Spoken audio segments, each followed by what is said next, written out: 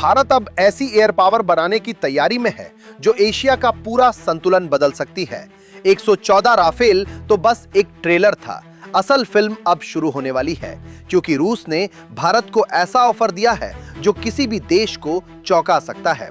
कल्पना कीजिए, एक ऐसी वायुसेना जहां राफेल अपनी सटीक स्ट्राइक करे, Su-57 स्टेल्थ मिशन संभाले और अमका भविष्य की लड़ाइयों के लिए तैयार खड़ा हो। अगर ये तीनों एक ही एयरफोर्स का हिस्सा बन जाएं, तो भारत किस स्तर की क्षमता हासिल करेगा और क्या रूस का 100% टेक ट्रांसफर प्रस्ताव इस दिशा में पहला कदम हो सकता है?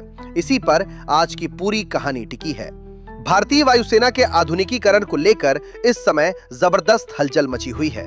114 राफेल लड़ाकू विमानों की प्रक्रिया तेज बताई जा रही है और इसी बीच रूस ने भारत के सामने एक बड़ा प्रस्ताव रखा है। Sukhoi Su-57 5th generation fighter, वो भी टेक्नोलॉजी ट्रांसफर और विंगमैन स्टेल्थ ड्रोन पैकेज के साथ। ये वही विमान है जिसे रूस अपनी अगली पीढ़ी की एयर डोमिनेंस का आधार मानता है और अब इसे भारत के लिए पैकेज के रूप में पेश किया गया है।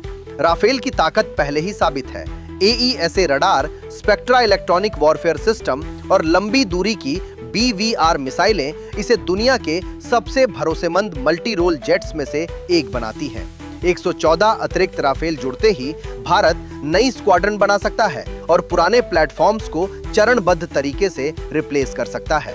लेकिन कहानी यहीं और दिलचस्प हो जाती है, क्योंकि Su-57 केवल जेट नहीं बल्कि एक पूरा फोर्स मल्टीप्लायर पैकेज है।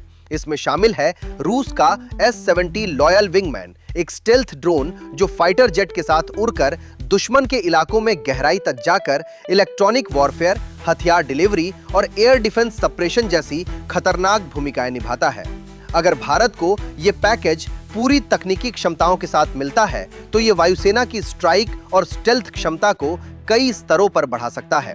रूस की टीम ने हाल ही में नासिक स्थित HAL सुविधा का भी मूल्यांकन किया है, ताकि ये समझा जा सके कि Su-57 का उत्पादन भारत में कितनी लागत और किस संख्या पर व्यावहारिक होगा। रिपोर्ट्स के अनुसार 120 से 140 विमानों का ऑर्डर मिल जाने पर लोकल मैन्युफैक्चरिंग सबसे आर्थिक मानी जाती है, क्योंकि बड़े पैमाने पर उत्पादन से लागत घटती है।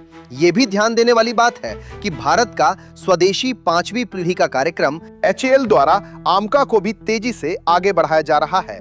Su-57 से मिलने वाली किसी भी तकनीकी सहायता का अप्रत्यक्ष लाभ अमचा जैसे भारतीय प्रोजेक्ट्स को भी मिलेगा। हालांकि वास्तविक कोर टेक्नोलॉजी ट्रांसफर हर देश में सीमित दायरे में ही होता है, इसलिए अंतिम निर्णय बहुत सावधानी और रणनीतिक समीक्षा के बाद ही होगा। अगर भविष्य में भारत राफेल और Su-57 दोनों को जोड़ता है और साथ में तेजस व Su-30 MKI पहले से मौजूद है, तो वायुसेना की स्क्वाड्रन स्ट्रेंथ 42 से ऊपर जाना बिल्कुल संभव हो सकता है।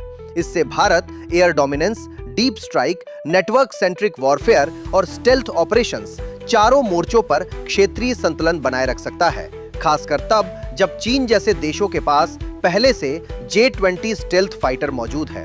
अभी तक किसी भी डील पर आधिकारिक घोषणा नहीं हुई है, लेकिन संकेत साफ है, भारत सभी विकल्पों का मूल्यांकन कर रहा है। राफेल की अतिरिक्त खरीद आगे बढ़ रही है, Su-57 पर चर्चा जारी है और अमका को राष्ट्रीय प्राथमिकता दी जा रही है।